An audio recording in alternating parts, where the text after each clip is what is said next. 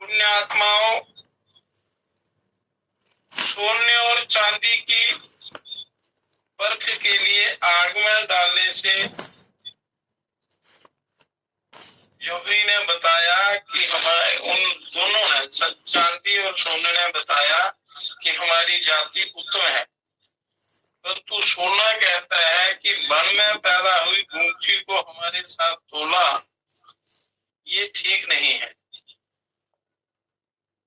सोना कहता है कि हे गूंची, तोल में तो मेरे बराबर हो सकती है, परंतु वो मूल्य में मेरी समानता कदापि नहीं कर सकती। मेरी तेरी समानता का रहस्य तब खुलेगा जब दोनों को आग में डालकर तपाया जाएगा। तो देश में भले ही कोई बराबर हो जाए, इसका कहने का तात्पर्य क्या है कि भेष में भले ही कोई बराबर हो जाए, परंतु उनकी सच्चाई में भेद अवश्य होगा। भेष कोई भी किसी का भी बना लेगा, परंतु गुण नहीं आ सकते। तो सच्चा मनुष्य ही कसौटी में ठहर सकता है, झूठा नहीं ठहर सकता।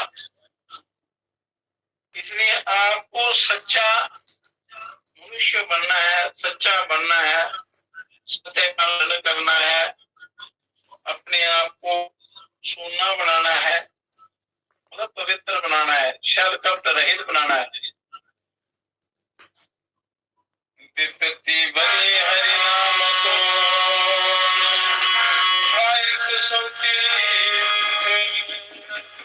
नाम मिला किस काम माया नाम बिना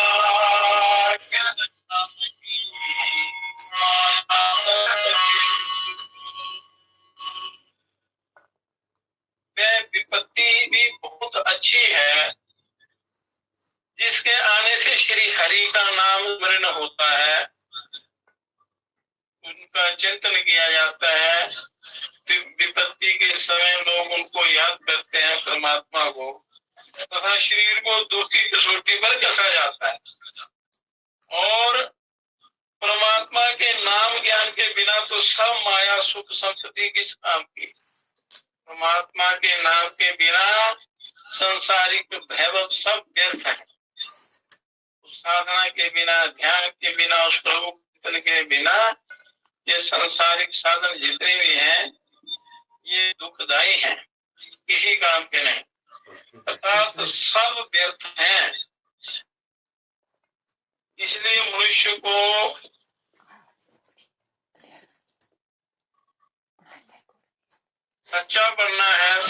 रास्ते पर चलना है, आपको उद्धार करना है। सच्चा सुख और उसकी प्राप्ति कैसे हो सकती है, सच्चा कैसे बन सकते हैं, और उसका जो फल है सुख, वो कैसे मिल सकता है। जो संसारिक सुख होता है उससे क्या हानि होती है, भौतिक सुख से महान हानि होती है। तो क्या है वो, इस समय क्या शिक्षित और क्या अशिक्षित, क्या पढ़े लिखे और क्या अनपढ़, प्राय ज्यादा संसारिक लोग विलास को ही सच्चा सुख मानते हैं, विश्व भोगों को ही सच्चा सुख मानते हैं, और उनकी चेष्टा में सदा लगे रहते हैं, उनकी प्राप्ति की चेष्टा में लगे रहते हैं, भौतिक उन्नति की चेष्टा में लगे रहते हैं। इस परम सत्य को लोग भूल गए हैं कि ये विषयेंद्रिय जनित सुख है, ये नाशवान है, दुखों का मूल कारण है। इनके पीछे दुख है, कष्ट है, इनके पीछे सुख नहीं है, कल्याण नहीं है। पर समस्त लोग विषय भोगों में इतने लीन हो चुके हैं कि अपने असली स्वरूप को ही भूल चुके हैं और उस ओर ध्यान नहीं देते। इसलिए ये सारा कारण पतन का बनता है। अज्ञान जो है ये पतन का कारण बनता है, और विषयों का सुख जो है परिणामता ये दुख है, दुख रूप है, इसका परिणाम दुख है। तो इसलिए सच्चे सुख की आपने पहचान करनी है, तो सच्चे सुख की प्राप्ति के लिए योग साधना करनी पड़ती है, तप करना पड़ता है, उपासना करनी पड़ती है, सत्य की पहचान करनी पड़ती है। तो पहले कर्म योग बताया, ज्ञान योग की चर्चा भी की, आज संन्यास योग की चर्चा भी करेंगे। योग अनेक प्रकार का होता है, जिसके लिए योग उचित होता है मनुष्य उसका साधन करता है। यदि सच्ची लगन से, सच्चे हृदय से वो साधना करे तो उसका लाभ उसको मिलता है।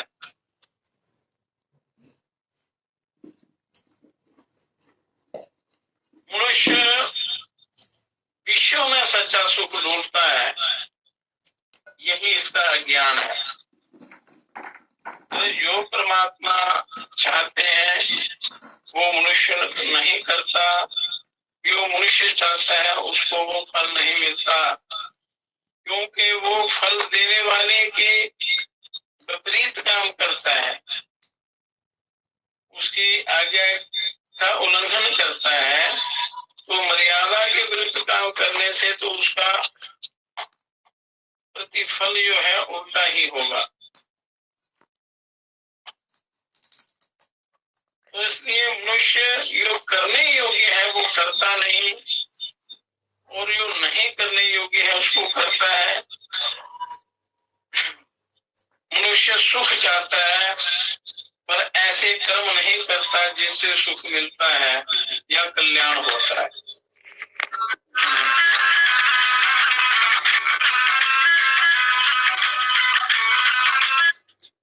करता उल्टे कर्म, चाहता सुख है, ऐसा कभी नहीं हो सकता। श्रेयान स्वधर्मो विष्णु परम धर्मात् स्वनु शास्त्र तो विचार करने पर को समझ सकता है कि मनुष्य की प्राप्ति से कोई अत्यंत ही उत्तम लाभ होना चाहिए। अगर यदि विचार करेंगे तो निर्णय ये होगा, समझ में आएगा कि ये मनुष्य जन्म बहुत ही दुर्लभ है और इसमें कोई महान लाभ होना चाहिए, महान प्रमाद होना चाहिए। खाना पीना सोना इत्यादि संसारिक भोग जनित सुख तो पशु पक्षी कीट पतंग आदि इन सबको ज्ञान है इनका। यदि मनुष्य भी इन्हीं में रचा बचा रहे तो फिर मनुष्य में और पशुओं में जीव जंतुओं में कोई अंतर नहीं। यदि अगर जन्म जो है व्यर्थ चला जाता है तो विश्व में अगर ये सारा जीवन चला गया तो मनुष्य जन्म पाकर हमने क्या किया? तो जो करना चाहिए था वो नहीं किया, उल्टा इस जीवन को बिगाड़ दिया और उल्टे कर्म करके और ज्यादा इस माया चक्र में फंस गए, आवागमन के चक्र में जीव फंस जाते हैं। तो मनुष्य जन्म का परम ध्येय तो उस अनुपमेय और सच्चे सुख को प्राप्त करना है, और जिसके समान कोई दूसरा सुख है ही नहीं। वह सुख है श्री परम ब्रह्म परम पिता परमात्मा की प्राप्ति, आत्मानंद की प्राप्ति। जो आनंद का सागर जो है आपके हृदय में भरा पड़ा है, ब्रह्म आपके हृदय में विराजमान है, पर विषयों की लालसा के कारण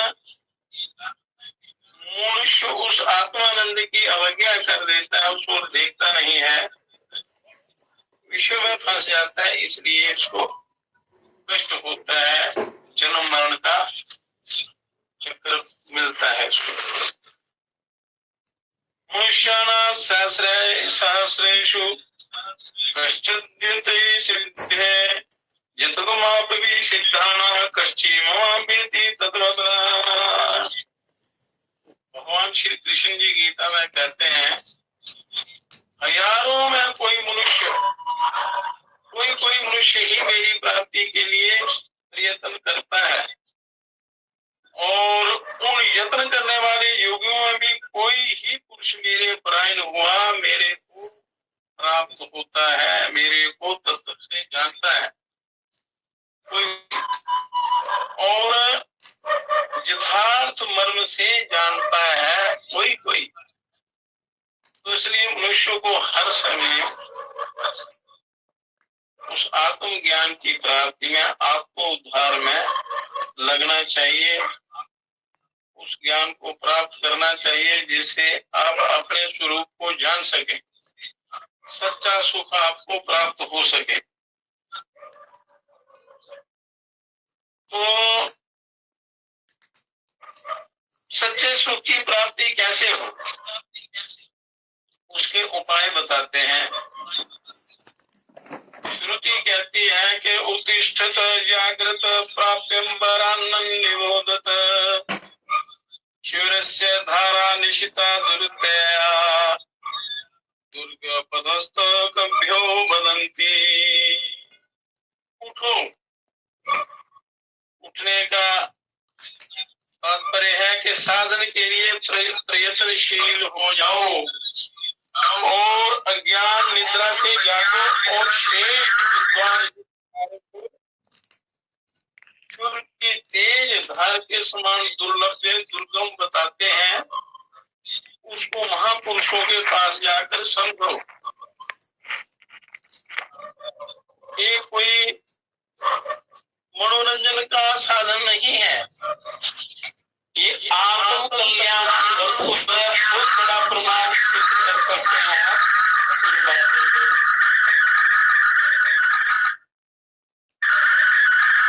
अतएव इस भगवत साक्षात्कार का कर्म कल्याण और कर्म सिद्धि प्राप्ति के साधन नहीं, कल नहीं परसों कर लेंगे तो ये प्रमाद है। इसलिए प्रमाद, आलस्य, तंद्रा, निद्रा सब पतन करने वाले हैं, तो इनसे आपने बचना है और कभी भी इसमें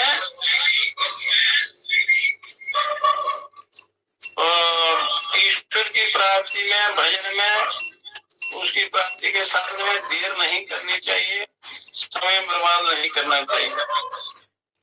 और यदि यही मनुष्य का परम कर्तव्य है, यही इसका उद्देश्य है, यही सबसे बड़ा धर्म और सच्चा सुख है, और इसी सुख की महिमा बतलाते हुए भगवान कहते हैं सुख सुखमात्यंतिकम जत बुद्धि ग्राह्यम अतीन्द्रियम वेति यत्र न चैवायं स्थितश्चलति तत्वता।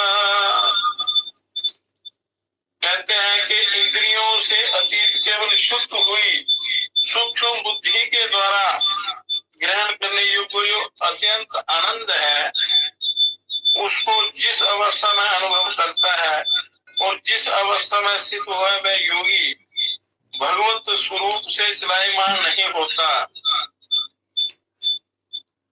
और यं लब्ध्वा चापरं लाभं मन्यते नाधिकं तथा जिसमें स्थितो न दुखेन गुरुणापि विचार्यते। जो दुख रूप संसार के संयोग से रहित है, क्योंकि संसार जो है, संसार के जितने भी वैभव हैं वास्तव में ये दुख रूप है, कष्टदायी है, पतनकारी है। इनके संसार के संयोग से रहित तथा जिसका नाम योग है उसको जानना चाहिए, योग को जानना चाहिए, और वह योग ना उक्ताए हुए चित्त से अर्थात तत्पर हुए चित्त से निश्चय पूर्वक करना कर्तव्य है। तो अंदर वो प्रबल जिज्ञासा होनी चाहिए, उस जिज्ञासा युक्त चित्त से निश्चय पूर्वक मनुष्य को साधन करना है, उसको करना परम कर्तव्य है उसका। यद्यपि सच्चे सुख की प्राप्ति का उपाय बहुत कठिन है, परंतु असाध्य नहीं है। आप आत्मोन्नति कर सकते हैं, असाध्य नहीं है, असंभव नहीं है। तो श्री परमात्मा की शरण ग्रहण करने से तो कठिन होने पर भी वो सरल हो जाती है, सुसाध्य हो जाती है, अत्यंत सहज हो जाती है।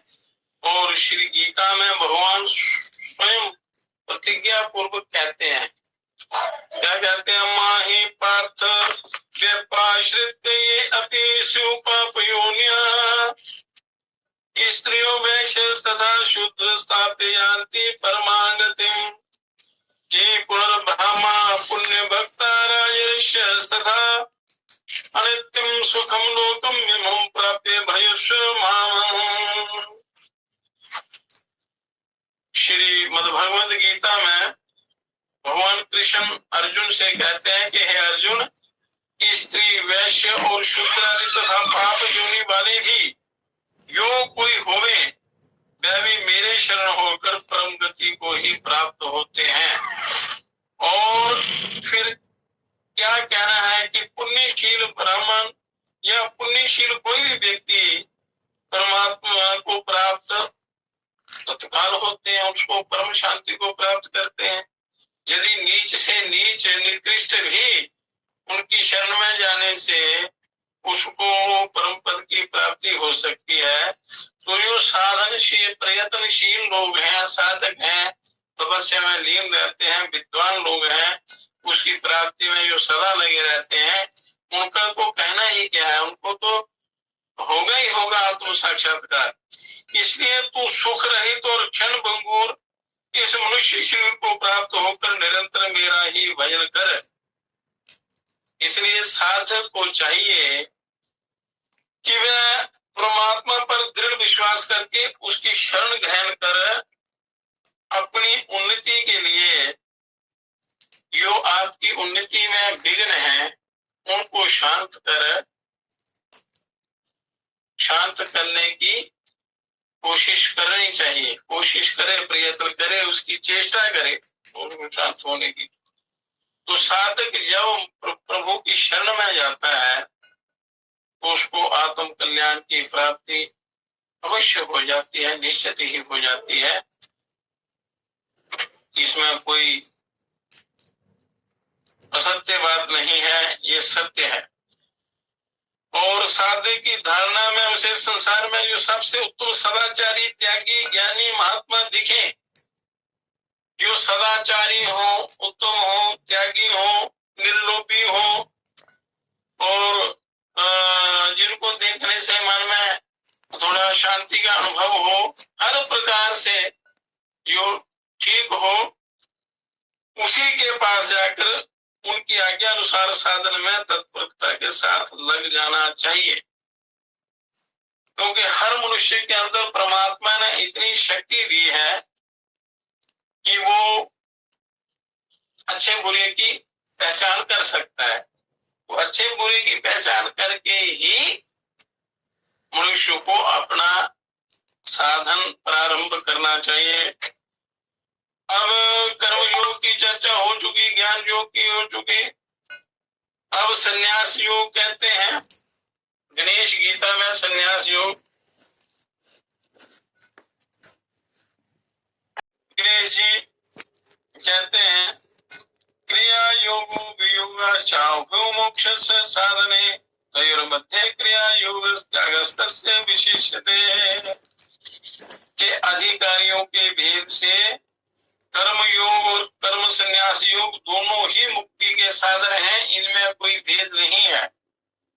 उन दोनों में कर्म संन्यास से कर्म योग में कुछ विशेषता है, पर किसी एक का भी आप यदि अच्छे ढंग से अनुष्ठान कर लें तो मनुष्य का लक्ष्य जो है वो सिद्ध हो जाता है, परमात्मा की प्राप्ति हो जाती है। जो द्वंद और दुख को सहकर किसी से द्वेष नहीं करता, किसी बात की इच्छा नहीं करता, ऐसा प्राणी अनायास तत्काल कर्म बंधन से सदा मुक्त हो जाता है। और कर्म संन्यास और कर्म योग को गूढ़, मूढ़ और अज्ञानी ही अलग अलग कहते हैं, परंतु पंडित गण उन्हें एक ही मानते हैं। जो ज्ञानी लोग हैं उनको वो उन सबको दोनों को एक ही मानते हैं, ईश्वर प्राप्ति का साधन मानते हैं। जो फल कर्म संन्यास से मिलता है वही फल कर्म योग से प्राप्त होता है। और कर्म संन्यास और कर्म योग को जो एक जानता है वही असली ज्ञान जानता है, वही असली संन्यास योग का अधिकारी है। और केवलम कर्मणा न्यासं संन्यासं च विदुर्बुधा कुर्वन्निच्छया कर्म योगी ब्रह्मेव जायते। पंडित जन केवल कर्म के संन्यास को ही संन्यास नहीं कहते, यदि योगी अनिच्छा से कर्म करे तो वह ब्रह्म ही हो जाता है। अनिच्छा से, बिना किसी कामना से, बिना किसी इच्छा से योगी यदि कर्म करता भी है तो भी वो ब्रह्म का साक्षात्कार कर लेता है, ब्रह्म रूप ही हो जाता है, ब्रह्म ही हो जाता है। निर्मलो जति चित्तात्मा जितो योग तत्परा आत्मा सर्वभूत से पश्वन कुर्वन्न लिप्यते।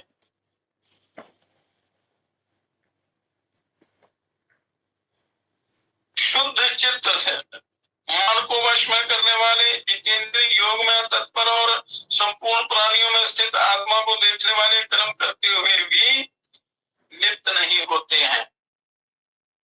जो इस योग के रहस्य उपासी प्रकार जानते हैं वो कर्म में लिप्त नहीं होते। तत्व को जानने वाला योग युक्त आत्मवान पुरुष मैं करता हूँ ऐसा नहीं मानता, जिसको ज्ञान है वो ऐसा नहीं मानता। अब तू मन सहित एकादश इंद्रियां कर्म करती हैं ऐसा मानता है। जो कर्म करने वाला सारे कर्म ब्रह्म में अर्पण कर देता है, ईश्वर में अर्पण कर देता है, वह उसी प्रकार पाप पुण्य से लिप्त नहीं होता जैसे जल में पड़ा हुआ सूर्य का बिंब उससे लिप्त नहीं होता। जैसे जल के बीच में आप देखें दिन के समय तो सूर्य का प्रतिबिंब दिखाई देगा, पर उसका जल से कोई संबंध नहीं होता, जल उसको स्पर्श नहीं कर सकता और वो प्रतिबिंब उस जल से लिप्त नहीं होता।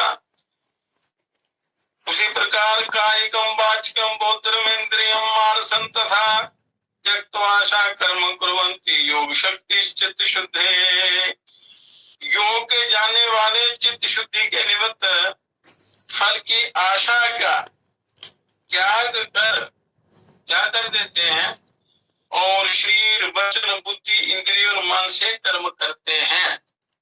और योगहीनो नरा कर्मम फल हे या करोतलयम बद्धते कर्म बीजय सा ततो दुखम समनुष्यते कि योगहीन मनुष्य कर्मों को फल की इच्छा से करता है।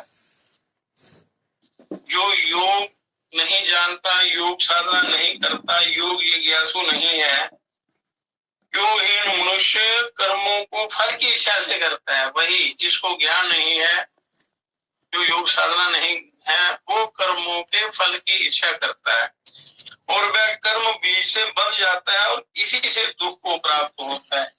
इसलिए योग को परम कल्याणकारी कहा गया है। तो योग किसी भी प्रकार का हो, जो शास्त्रों में वर्णित है, तो उसका किसी एक का भी अच्छी प्रकार साधन करने से आप अपने लक्ष्य को प्राप्त कर सकते हैं। वो परमानंद की अनुभूति, ऐसा आनंद कि जहाँ दुख, कष्ट, क्लेश, माया का जरा भी प्रभाव नहीं है। मनसा सकलं कर्मं त्यक्त्वा योगी सुखं वसेत् न कुर्वन् कार्यं पापी नन्दवश्वेषु पत्तने न क्रिया न च कर्तृत्वं कस्यचित् सृज्यते मया न क्रिया बीजं सम्पर्का शक्ता तत्क्रियते अखिलं कस्यचित् पुण्य पापानि शास्त्रपयसि कृशानि विवरणिर्पा ज्ञानमूढा विमोह्यन्ते मोहेनामृतबुद्ध्या। योगी को उचित है कि मन से संपूर्ण कर्मों को त्याग कर सुख से रहे। मन में जो विचार चलते हैं या वासना चलती है, आंतरिक जो व्यवहार चलता है, मानसिक कर्मों को त्याग कर मन से संपूर्ण कर्मों को त्याग कर सुख से रहे तथा मन उत्तम नगर में आनंद से वास करते हुआ कुछ भी न करे। उत्तम नगर में, इस शरीर रूपी उत्तम नगर में आनंदित होकर वास करे रहे, कुछ भी ना करे ना कराए और ऐसा जाने कि ना कोई क्रिया करता है, ना कोई कर्तृत्वपना है मुझ में है, ना मैं कोई निर्माण करता हूँ, ना मेरा क्रिया के बीच से कोई संबंध है। ऐसा भाव रखना, वह सब कुछ शक्ति प्रकृति से स्वयं होता है। और हे राजन, मैं व्यू आत्मा किसी के पुण्य और पाप को स्पर्श नहीं करता हूँ। मैं आत्म स्वरूप हूँ, मैं ब्रह्म हूँ, मैं निर्लिप्त हूँ, निराकार हूँ। इस प्रकार का भाव अपने मन में रखे और मोह से मलिन बुद्धि वाले अज्ञानी ही मोह को प्राप्त होते हैं, परंतु जो मोह से रहित है वो परम सुख को प्राप्त होते हैं। माया उनको बांध नहीं सकती, ममता उनको बांध नहीं सकती। तो इसलिए मोह ममता को पूरी तरह त्याग करना है। ये जरा से भी अगर आपके अंदर रहे तो बुरी तरह ये आपका पतन कर देंगे, संसार में लगा देंगे और कहीं का नहीं छोड़ेंगे। ये महत्व ममत्व जो है ये बहुत ही हानिकर है।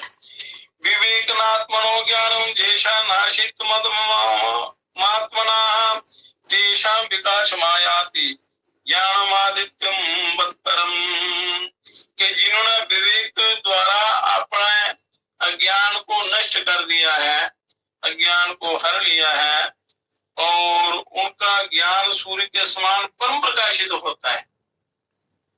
जो तप के द्वारा, सत्संग के द्वारा, गुरु कृपा के द्वारा अज्ञान को नष्ट कर देता है, तो उनका जो ज्ञान है सूर्य के समान परम प्रकाशित होता है। उनका अपना भी कल्याण होता है और दूसरों का भी वो कल्याण करते हैं।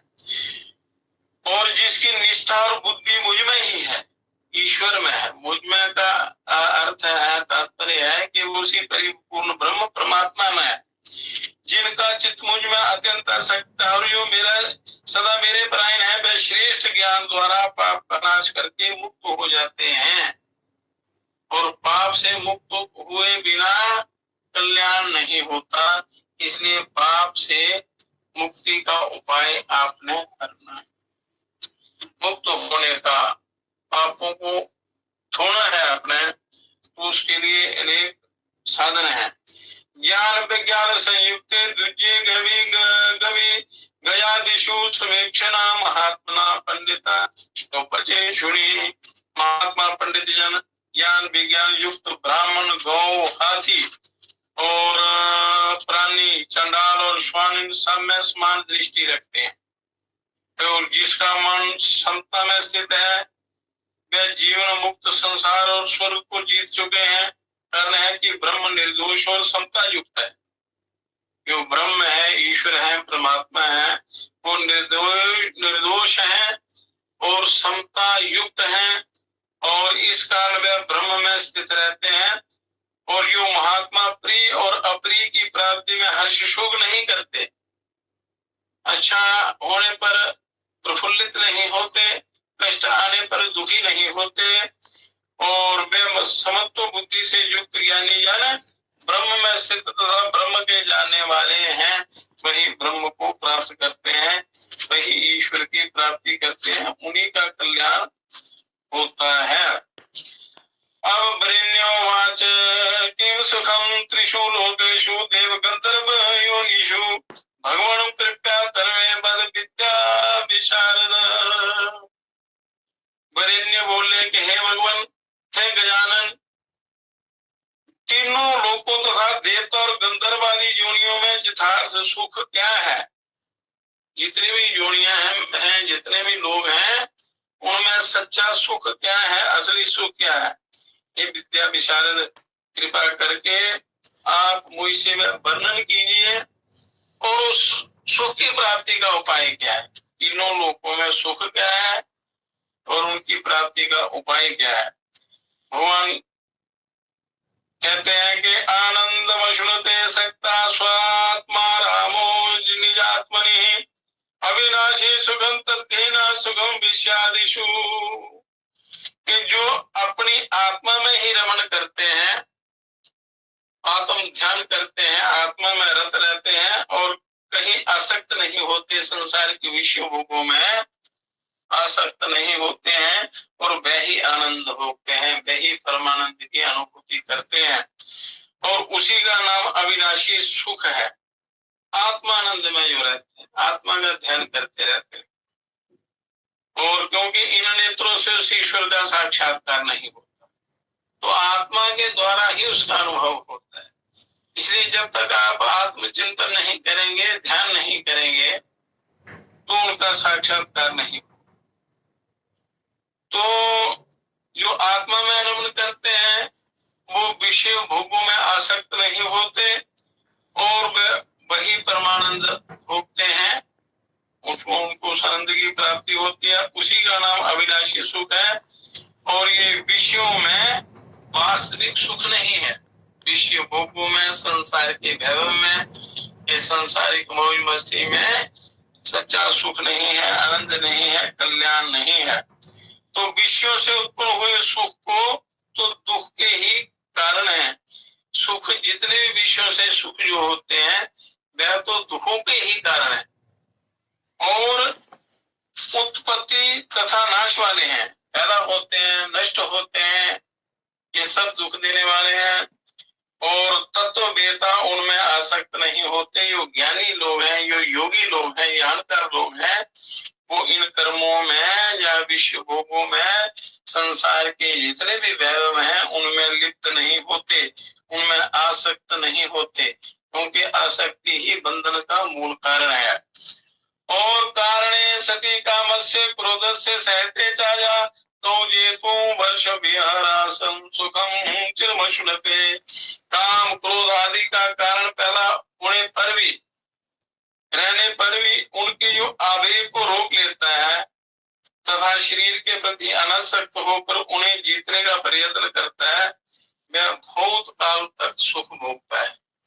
और जिसके हृदय में निष्ठा है, हृदय में जिसके सच्ची निष्ठा है, ज्ञान का प्रकाश है, सुख है तथा वैराग्य है तथा जो सब प्राणियों का हित करता है, भला चाहता है, किसी का बुरा नहीं चाहता, बैर विरोध नहीं करता, वह निश्चय ही अक्षय ब्रह्म को प्राप्त करता है इसलिए अपने अंतःकरण को पवित्र बनाने का, सरल और मधुर बनाने का प्रयास करना चाहिए। मधुर बनाओ, सरल बनाओ, पवित्र बनाओ। और जो काम क्रोध आदि शहो शत्रुओं को जीत चुके हैं, ये तारा क्षत्रिय पूर्णा ये शामिनो दमिन सदा तेषा समंत तो ब्रह्म स्वात्म ज्ञान विवाते हो, के जो इन शत्रुओं को जीत चुके हैं, जो श्रम और दम का पालन करते हैं, उन आत्मज्ञानों को सर्वत्र ब्रह्म ही दिखता है, उसके सिवा और कुछ नहीं दिखता है। और सब बाह्य विषयों का त्याग कर एकांत आसन में स्थित हो, दृष्टि को भ्रूर मध्य में स्थिर कर प्राणायाम करे। ये सब बाह्य विषयों को त्याग कर जब भी ध्यान में आपने बैठना है पूजा पाठ में, तो एक तो पूर्व दिशा की मुख करके बैठना है या उत्तराभिमुख होकर बैठना है। उत्तर की दिशा की ओर मुख करके आपने बैठना है। ये साधना के लिए दोनों दिशाएं उत्तम है। मतलब मुख यदि पूर्व की ओर करेंगे तो परम सुख, शांति और ज्ञान की प्राप्ति होगी। उत्तर की ओर करेंगे तो भी ध्रुव की उस शक्ति से आपको ध्यान में बड़ी सहायता मिलेगी, आनंद मिलेगा। क्योंकि हिमालय में सारे देवी देवताओं का निवास होता है, तो मनुष्य का चित्त भटकता नहीं है, वो उसको बड़ी अच्छी शक्ति मिलती है, सहायता मिलती है, ध्यान में आनंद मिलता है, आरोग्यता प्राप्त होती है और साधना सफल होती है। तो इसलिए देश, काल, दिशा इत्यादि इसका ध्यान रखकर मनुष्य को साधना करनी चाहिए। तो सब विषयों को त्याग कर जब भी ध्यान में बैठना है, किसी प्रकार की कोई चिंता नहीं करनी है। ये समझना कि 10 मिनट, आधा घंटा, घंटे के लिए जितनी देर आप बैठ सकते हैं के लिए कोई संसार है ही नहीं। कोई किसी वस्तु का ध्यान, किसी व्यक्ति का ध्यान किसी का भी नहीं करना। ये समझना मैं हूँ और मैं उस परिपूर्ण ब्रह्म ईश्वर का अंश हूँ, बस हम दोनों हैं और हमारा एकत्व है, हम एक हैं। बस उनके ध्यान में आपने लीन हो जाना है, चित्त को एकाग्र करना है। आसन में स्थित हो, आसन जो सरल हो, सुखदायी हो, बैठने में कष्ट ना हो, मेरुदंड सीधा रहे और शरीर बिल्कुल सरल रहे, कोई किसी प्रकार का तनाव ना हो। तो वो ऐसे बैठकर तो मनुष्य को प्राणायाम करना चाहिए। स्थित हो, दृष्टि को भ्रूर मध्य में स्थित करके दृष्टि को यहाँ रखना। जब भी अपना प्राणायाम करना है तो दृष्टि को अर्थोन्मिलित आंखें रखनी है, आदि बंद, थोड़ी सी खुली, ऐसे थोड़ा थोड़ा प्रकाश नहीं रहा है ऐसे, और दृष्टि को यहाँ पर भ्रूर मध्य में स्थिर करके प्राणायाम करना है।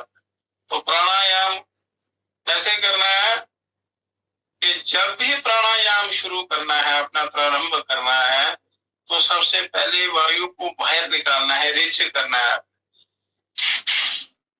तो इस समय गर्मियों का समय है, बसंत ऋतु के बाद पहले बाएं से प्रारंभ करना है। अपना दायां दबाना है अंगूठे से और बाएं से श्वास को बाहर निकालना है।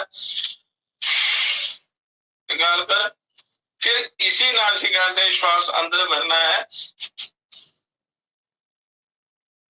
हल्का गहरा लंबा श्वास अंदर भरना, और फिर कनिष्ठिका और अनामिका से बायां स्वर बंद कर देना, यथाशक्ति रुकना, फिर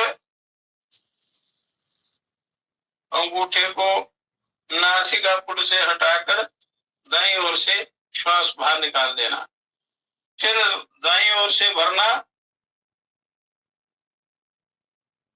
और बाईं तरफ से निकाल देना। इस प्रकार कम से कम 20 प्राणायाम आपने प्रतिदिन करने हैं। फिर धीरे धीरे इनको बढ़ाना है, तो आपका नाड़ी शोधन होता चलेगा। प्रारंभ में बड़ा थोड़ा धीरे धीरे करना है, फिर बीच में इसकी गति बढ़ानी है, फिर उसको धीरे धीरे करना है। हल्का गहरा लंबा श्वास भरकर यदि रोक सके तो थोड़ी देर कुंभक कर लें और अल्प कुंभक करें और दाएं से निकाल दें, फिर दाएं से भरें, अल्प कुंभक के बाद बाएं से निकाल दें। ये एक युक्ति प्राणायाम की है। और कई तरीके हैं प्राणायाम के। तो प्राणायाम से नाड़ी शोधन होता है, नाड़ियों की शुद्धि होती है, पुराने बुरे संस्कार मिटते हैं और आत्म प्रकाश जो है वो प्रकट होने लगता है, आत्मानंद की अनुभूति होती है, शरीर स्वस्थ रहता है। और प्राणायामम तु सुरोत्यम प्राणापानम समुद्भवम वदन्ति मनुष्य तंचा मुन्यस्तंचा त्रिधा भूतम विपश्चितः। प्राण और अपान वायु के रोकने को प्राणायाम कहते हैं। जब धीरे धीरे धीरे आप इस अभ्यास को बढ़ाएंगे तो प्राण और अपान आपका एक हो जाएगा। जैसे प्राण हृदय में रहता है और अपान ये मूलाधार में रहता है, नाभि के नीचे। तो प्राण और अपान को मिलाना है आपको, तो उसके लिए प्राणायाम करना है। तो प्राणायाम करते करते करते करते प्राण और अपान वायु नाभि में एक हो जाते हैं, मिल जाते हैं। बुद्धिमान ऋषियों ने उसके 3 भेद कहे हैं। प्राण और अपान वायु के रोकने की विधि को उन्होंने बड़े विशेष रूप से बताया है। प्रमाणम भेद तो विद्धि लघु मध्यम उत्तमम दशा विरुद्ध के वर्ण प्राणायामो लघु स्मृता। के प्राणायाम के भेद से प्राणायाम लघु मध्यम और उत्तम 3 प्रकार का है। जैसे रेचक पूरक, कुंभक पूरक, ये 3 प्रकार 3 नाम है प्राणायाम के। उसी प्रकार इनकी जो है स्थिति लघु मध्यम और उत्तम कहते हैं कि 3 प्रकार का है। 12 अक्षर का प्राणायाम लघु कहलाता है कि पूरक में 12 मात्रा, 12 मात्राओं में आपने श्वास अंदर खींचना है, पूरक करना है। और 24 मात्रा में 48 मात्राओं में आपने अंदर रोकना है और 24 मात्रा में आपने रिचय करना है। ये लघु प्राणायाम हो गया। और 24 अक्षरों का मध्यम और 36 अक्षरों का उत्तम कहा जाता है। लघु मध्यम और उत्तम। तो लघु से शुरू करना है, धीरे धीरे अभ्यास करते चलना है, फिर मध्यम की तरफ चलना है, फिर उत्तम की ओर। क्योंकि धीरे धीरे अभ्यास करते करते करते ये प्राणायाम सिद्ध हो जाते हैं। पहले लघु को सिद्ध करो, फिर मध्यम को, फिर उत्तम को। तो सिंह शार्दूलम पापी मतवेद मृदुता यथा नयंती प्राणी सद प्राणां प्राणों सुधा सुधा सुसाध्येत। के सिंह व्याघ्र अथवा मत वाले हाथी को जैसे मनुष्य नम्र करके अपने अधीन करता है, जैसे हिंसक जानवरों को कोई कुशल व्यक्ति बड़े तरीके से उनको धीरे धीरे उनको अपने वश में कर लेता है, इसी प्रकार प्राण और अपान वायु को साधना चाहिए। क्योंकि इनको जल्दबाजी नहीं इसमें करनी, इसमें अच्छी प्रकार इसकी विधि सीखकर उसका अभ्यास नियमित रूप से आपने प्रतिदिन करना है और उसमें खान पान का पूरा ध्यान रखना है। और आपकी साधना में कोई असंतुलन ना बने, जो नियम बना रहे, नियमावली बनी रहे और सही समय पर सही मात्रा में सही तरीके से इसको यदि आप करेंगे तो प्राणायाम सिद्ध होता है। धीरे धीरे करना है, अन्यथा परेशानी होती है। तो इसलिए सबसे पहले अच्छी प्रकार इसको सीख कर इसको आत्म कल्याण के लिए करना है, इसको मनोरंजन के लिए नहीं करना है। आपका स्वास्थ्य उत्तम रहे, शरीर ठीक रहे। शरीर ठीक रहेगा तभी आप इस प्राणापान की सिद्धि कर सकते हैं, परमात्मा को प्राप्त कर सकते हैं। तो प्राणायाम के द्वारा आप स्वस्थ भी रह सकते हैं, मन को भी स्वस्थ कर सकते हैं और आत्मा का साक्षात्कार भी कर सकते हैं। तो इसलिए धीरे धीरे करके बड़ी युक्ति से प्राण और अपान को आपने साधना है। पीड़यन्ते मृगास्ते च लोकान् वशंगास्त्रिनपा दहत्येनस्तथा वायु संस्तब्धो नाचा तत्मुत्तमम्। हे राजन, जिस प्रकार अपने वश में हुए सिंह आदि मृगों को सताते हैं किंतु वश में करने वाले लोगों को पीड़ा नहीं देते, इसी प्रकार ये वायु प्राणायाम से स्थिर होकर पापों को भस्म करता है। और यह वायु काबू में आ जाता है तो ये पापों को भस्म करता है, और परंतु शरीर को नहीं जलाता, शरीर को नहीं जलाता, शरीर को नहीं कुछ कहता।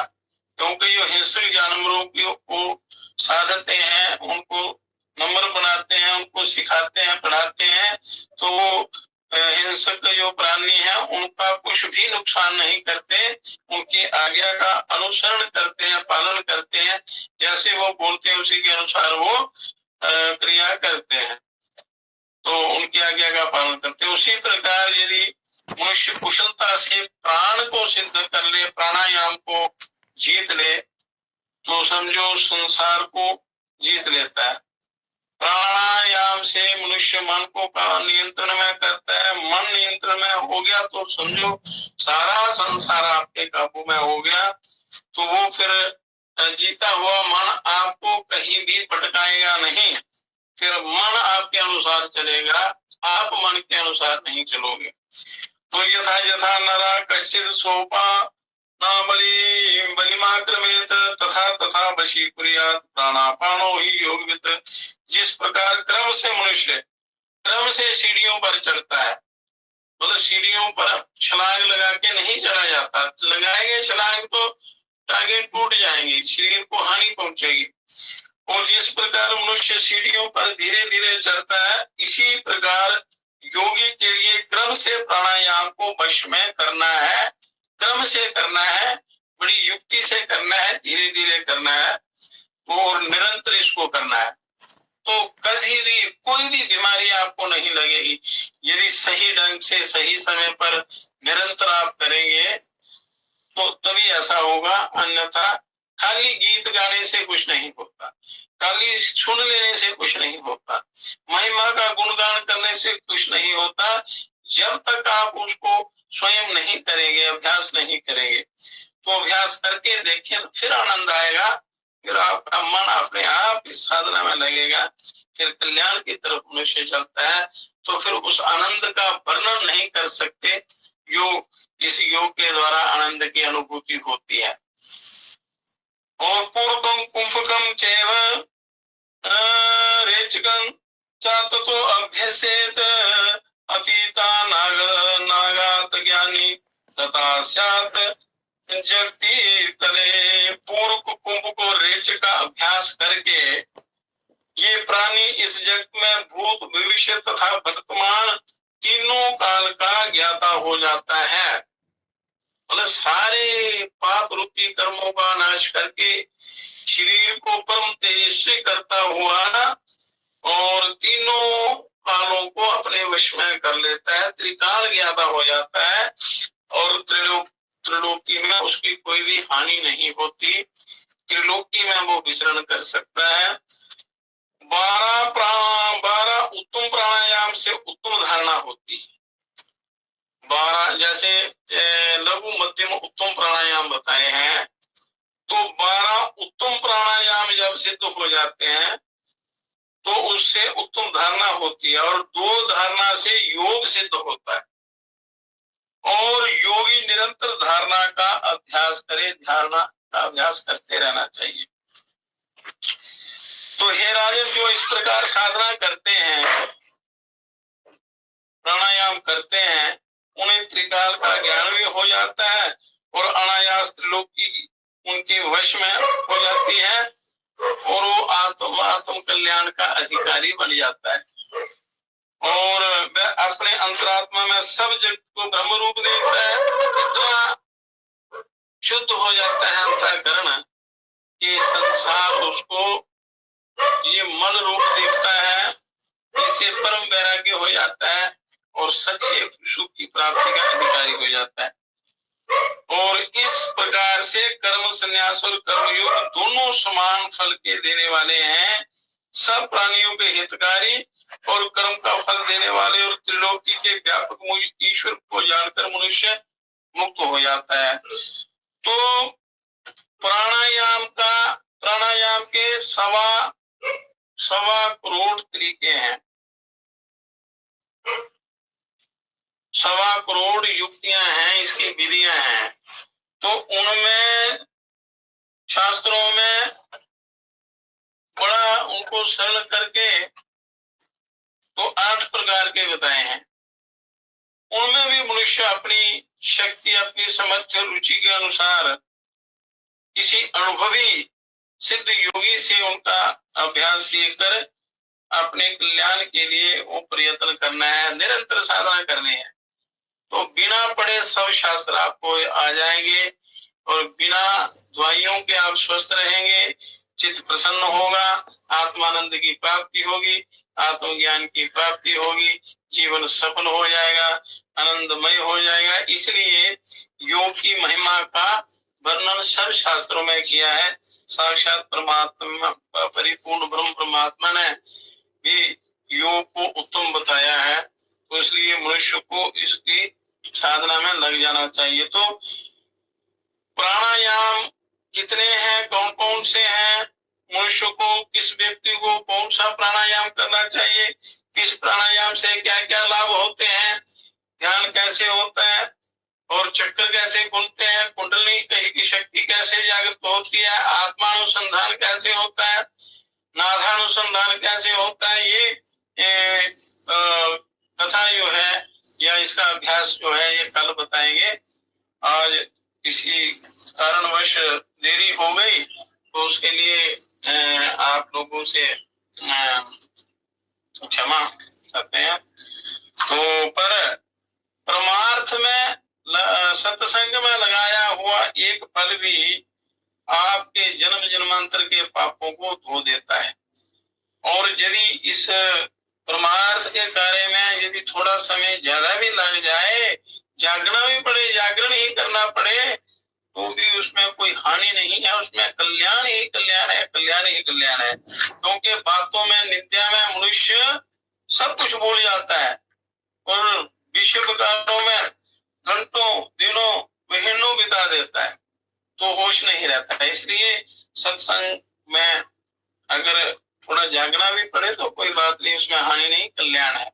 तो कल से समय पर कथा होगी और समय पर आप आए तो कल बड़ी युक्तियों का वर्णन करेंगे, क्रिया योग का और सिद्ध योग का वर्णन कल। ओम हे परम पिता, हे विश्व पिता, हे राष्ट्र पिता, हे जगदाधार, हे करुणामय दीन दयालो, पूर्ण गुरु हे अपरंपार, हे महेश अब शीघ्र कृपा कर, मानवता के प्रेरक बनकर नाथ करे सुखमय संसार।